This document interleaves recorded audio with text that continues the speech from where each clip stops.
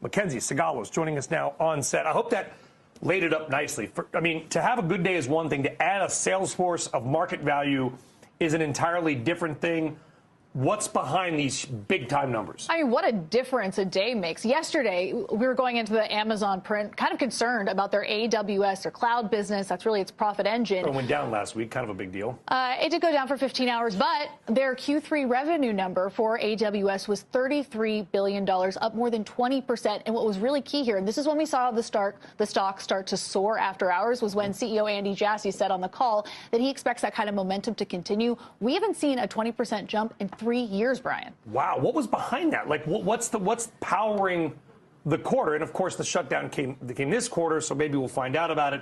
But what is behind a 20% jump? It's all about those AI customers. So Anthropic is their marquee partner on that front. They are building a hyperscaler campus for them exclusively for Anthropic in Indiana. And so a lot of it is that AI demand. Jassy kept talking about there is so much compute asks from those kinds of customers that they are basically working at record speed to bring that online. And that's what we saw in Indiana. In less than a year, they went from cornfields to data centers. Yeah, hyperscaler, really is it just a fancy word for data center? I mean, to use the word sounds better. You were there in Indiana, doing a big piece for CNBC.com. What's there? What's the big hoopla, for lack of a better term, around this Indiana Amazon project? Well, what's really fascinating, I think that this is a big part of the winning narrative, both for Amazon, but also for Alphabet. They have these in-house AI chip programs, which basically go head-to-head with NVIDIA. And what Jassy likes to talk about is that they undercut the Blackwells on price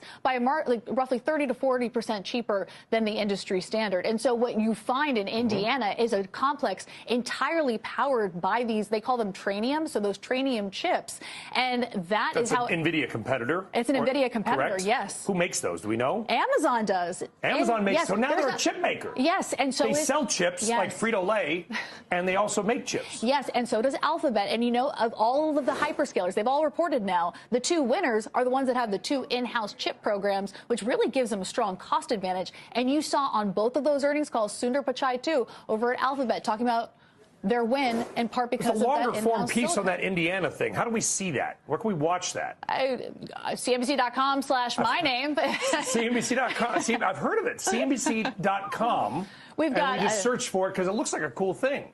It is. We've got a digital video component. My colleague Katie Tarasov was out there with me. We've got a broadcast segment, a story.